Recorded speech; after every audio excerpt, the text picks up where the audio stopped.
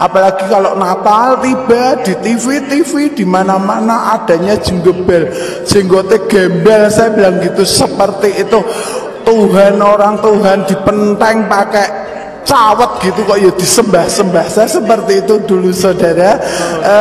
Dan juga waktu itu saya juga berpikiran orang ini agama apa, susah nyanyi, seneng nyanyi, terus ya pokoknya saya paling anti dengan orang Chinese dan juga orang Kristen saat itu. Tetapi pada saatnya saya diizinkan Tuhan sakit, saya sakit dan saya masuk di rumah sakit Panti Wilasa Citarum saat waktu itu saya ingat. Dan di Citarum itu ada sekelompok hamba-hamba Tuhan yang mendoakan. Pada saat itu saya ngomong saya Islam. Awalnya saya memang sejak kecil, tempat saya tinggal itu komplek pecinan. Jadi Kelengan kecil itu kompleknya kebanyakan Chinese dan kebanyakan orang Kristen. Yang kebanyakan orang Kristen dan yang Islam itu hanya keluarga saya. Saya sebetulnya asli dari Klaten. Nenek moyang saya pengikut Kedar semua. Dan pada kelihatan mata-matanya tok gitu ya, seperti itu. Cuma saya karena kerja di Semarang, saya akhirnya di Semarang dan tinggal di komplek pecinan di Kelengan kecil. Saya tidak tahu apa Tuhan atur, saya tidak tahu. Kalau sekarang saya tahu kalau itu Tuhan yang atur, tapi kalau dulu saya belum tahu.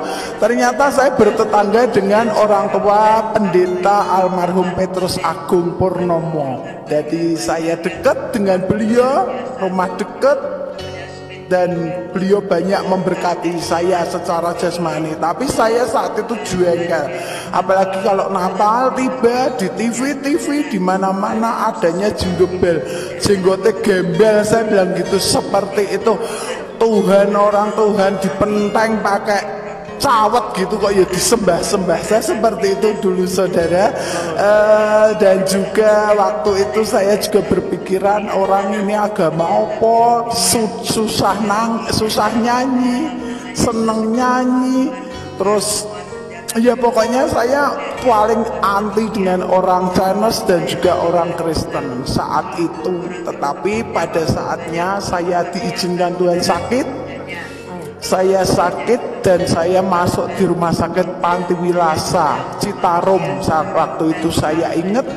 Dan di Citarum itu ada sekelompok hamba-hamba Tuhan yang mendoakan. Pada saat itu saya ngomong saya Islam, saya tidak mau didoakan sama orang Kristen, saya kafir. Saya orang Islam, saya tidak mau didoakan. Saya punya Tuhan Allah Subhanahu wa Ta'ala yang bisa menyembuhkan saya, dan saya tidak akan sekali-sekali nyembah orang yang dipenteng, saya bilang gitu. Tapi saat itu saya sakit katanya tipes, tapi kok tidak sembuh-sembuh. Dan saat malam saya sholat tahajud, ada suara dan ada sinar. Saya seringkali sampai saat ini seringkali mendapat penglihatan dari Tuhan memang. Saya tidak tahu, tapi yang jelas waktu itu ada sinar dan ada suara yang ngomong gini, kalau kamu ingin selamat, kamu ikut aku. Saya mikir, siapa kau bilang gitu? Apa kamu orang yang dipenteng itu? Saya bilang gitu. Apa tadi gimana Bu? Siapa kamu? Ya, siapa kamu? Apa kamu orang yang dipenteng itu, yang disembah-sembah sama orang-orang Cina itu? Saya bilang gitu. Orang-orang gak sunat itu, saya bilang gitu. Terus akhirnya saya enggak bergeming. Terus saya tetap masih sholat. Saya sampai dicari ke dukun-dukun sama orang tua saya.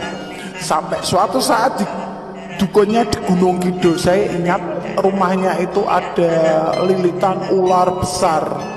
Nah, di situ saya mau kayak ditumbal kayak gitu saudara. Saya tidak tahu, tapi waktu itu saya sempat sembuh.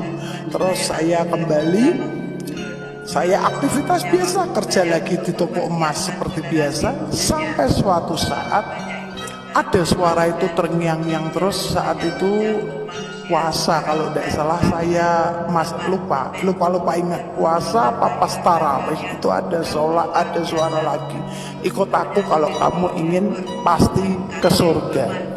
Kamu rajin ibadah, sia-sia kalau kamu tidak ikut aku. Seperti itu. Akhirnya saya cari-cari teman saya yang Kristen. Saya akhirnya nyolong-nyolong, mencuri-curi ke gereja, ke tempat Bapak Timotius Subekti. Tapi waktu itu saya kalau ditanya ke pasar atau ke temen, pokoknya tidak berani ngaku kalau ke gereja.